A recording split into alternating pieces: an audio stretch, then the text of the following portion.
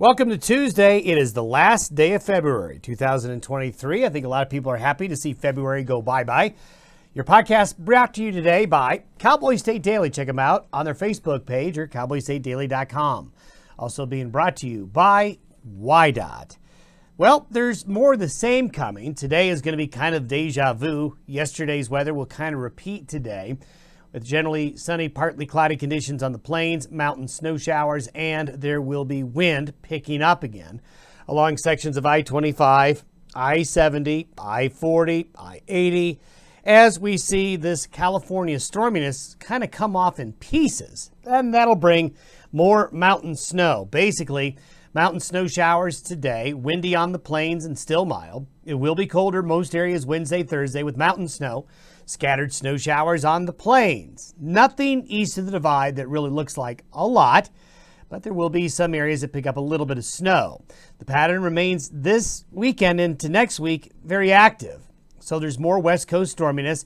This will continue to favor the mountains. It's mountains and areas along and west of the divide that will be catching this Pacific moisture. Getting moisture east of the divide, at least here through the weekend, still going to be a little bit tricky.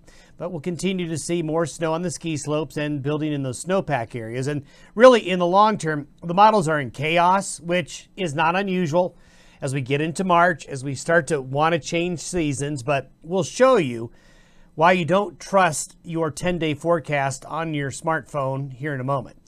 If you've been thinking February was a cold month in the West, you are correct.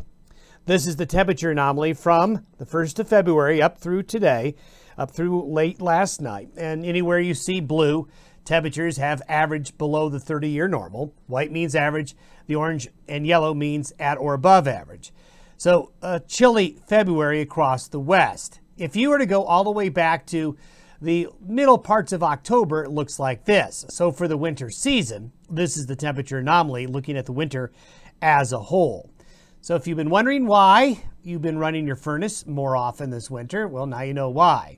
Still getting some great snowdrift pictures in. That's not only a snowdrift, that is a perfect perch. Thanks, Linda, for sending that in. And some of you did get to see the Aurora Borealis overnight Sunday into early Monday morning. A lot of you had to suffer through 60, 70 mile per hour winds to see the aurora. Unfortunately, it looked like it was going to maybe show up last night, but it didn't look like it really showed up last night as the coronal mass ejection was off-timed a little bit. But with a very active sun going through its new solar cycle, there's going to be more opportunities later. Satellite image this morning looks a little disorganized, and if you think it does look organized, it's because it is. We've got a broad area of low pressure here just off the northwest coast of Washington state, but you can see areas of moisture right here. So this moisture heading into the central Rockies is going to end up producing snow in far western Wyoming, eastern Idaho, Wasatch Front of Utah, and then later on into the Rockies of Colorado and Wyoming. Then we're going to end up seeing a little bit of snow developing out here across parts of the Dakotas as that Pacific moisture overruns colder air on the ground. There it is. There's that disorganized area of low pressure in the Pacific Northwest.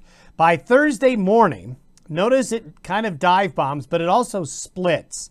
The trough splits into two areas of low pressure. And when you split a trough like this, what you're going to do is you're going to remove a lot of the potential energy for areas east of the divide to get anything significant. So again, this will be another snow event and rain event for southern Utah, Arizona, New Mexico, southwest Colorado's mountains will be getting more snow. And we continue to see that semi-permanent area of high pressure there in the eastern Pacific. So the high country, you skiers and snowmobilers, you'll just get to be playing in more snow. Wind is going to be a factor. These are the wind gusts between now and tomorrow morning. So it's going to be windy throughout the area. Now these winds by our standards aren't awful, but you can see pretty windy across the interior west in this pattern. If we were to look at the precipitation, this takes us through the next 3 days. This takes us through, let's say, late Thursday. You can see the precipitation again spreading along the west coast. And as we showed you yesterday, there's a real delineation for most of the precipitation to be along and west of this line here, west of the divide. However, there is going to be an area of snow in southeastern Colorado and southwestern Kansas. They need the precipitation. Well, they're going to get a little more right there And then there's that moisture we showed you up into the Dakotas, into this area here in that overrunning. But in the Chinook zone, we call it, along and east of the mountains, it's just going to be a struggle. Yes, there'll be snow showers, as you can see, but it's going to be mainly southeast Colorado in this area here that gets the most precipitation, while the snows continue to pile up in the Sierra Nevada. And there's your snowfall totals through Friday morning. Very impressive in the mountains once again. As we get into the weekend, so this is for Sunday, we have another low settle in where the current one is. So basically the pattern's repeating. This is going to slide into the Pacific Northwest, bringing a colder, moist air mass to the northern and central Rockies, the Pacific Northwest by the weekend. What that means is more snow in the mountains and more snow west of the divide, but not much east of the divide through the weekend. But this is where it gets a little chaotic. So when we go out to 10 days, trying to push the envelope a little bit to kind of give you a flavor of the long-range forecast, this is very chaotic. We've got basically a closed area of high pressure over Alaska. Look at all these lows. Surrounded here, the L's by the green here. We've got a lot of upper-level lows spread out in areas to our north, with a low digging towards the Four Corners area by Friday, March 10th or so. This is a very chaotic pattern. There's a lot of moving parts here. This is the European model. The European model is suggestive that around that 10th and 11th of March, there may be on the plains a better opportunity for a bigger snow event, while the Pacific Northwest and the Northern Rockies and areas west of the divide continue to get snow. So this is the European model, but if you compare the GFS or the American model for the same time, there's a little bit of difference, isn't there? The high over Alaska is not even there. It's over here. We have a very chaotic pattern with lots of lows. What this means is that the majority of the weather forecasts that give you the 10-day forecast on your smartphone, a lot of websites, is going to be based on what I'm showing you right here. Is that a possibility? Maybe, probably not. The European model, is that a possibility? Maybe, probably not.